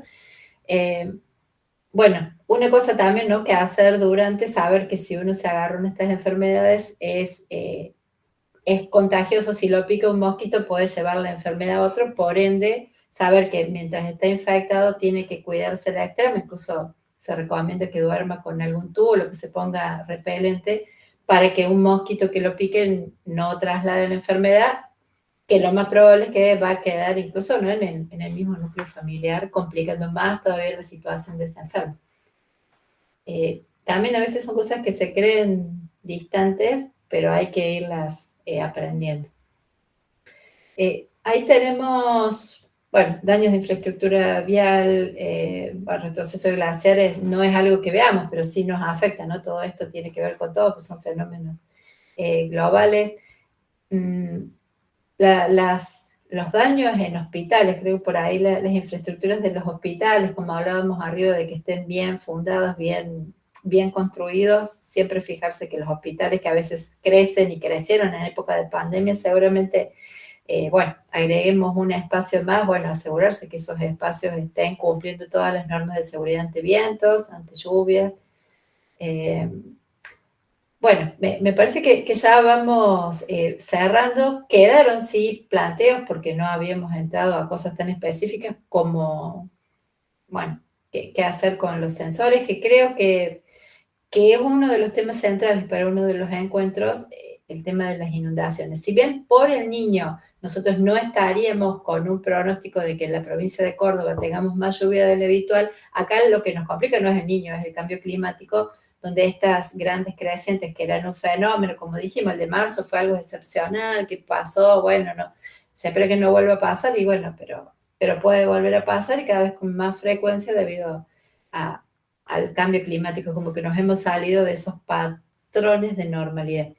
Así que será cuestión de poner fecha para hacer un encuentro. Me parece que es una linda oportunidad para que también ustedes se encuentren, dialoguen, comparten experiencias de distintas regiones. La idea de que sea abierto a público en general también es porque creo que el que viene porque le llamó la atención este tema, se va a ir comentando algo con algún consejo para su propia vida personal, para su hogar, para sus vecinos, y seguro que quedan muy enganchados con ver un poquito más en detalle y en profundidad qué medidas tomar, cómo actuar antes de que hayamos, bueno, los eventos adversos probablemente van a pasar, y desde acá, desde estos lugares, no podemos evitar que ocurra una lluvia intensa, que ocurra una sequía, porque, bueno, son los eventos. Lo que hay que reducir son las vulnerabilidades para que no nos agarre tan desprotegidos. Entonces, ¿qué hacer antes, qué hacer durante y qué hacer después? Sería el tema del próximo encuentro. ¿Les parece? Y votemos porque le podamos poner fecha enseguida, que va a tener que ver con que esta ola verdaderamente de incendios cese.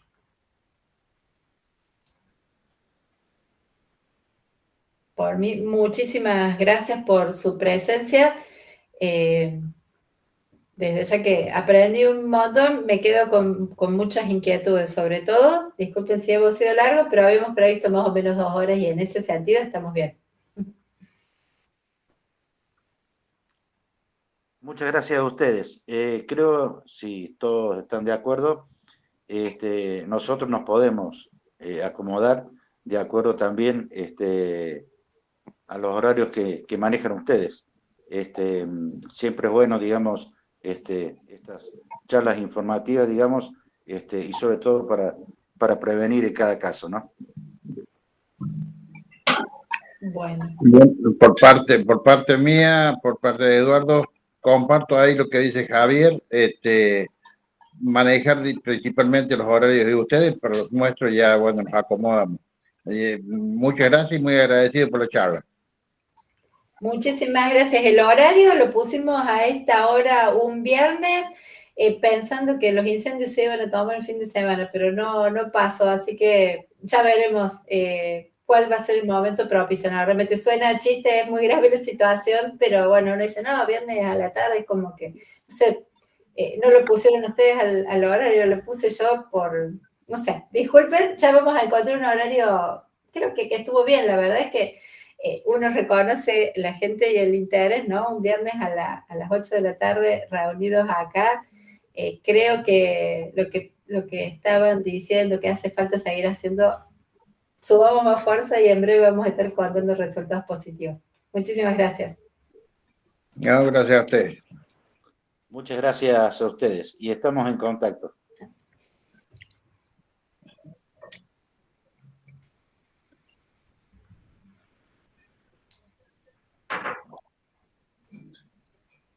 Muchas gracias, muy interesante la charla.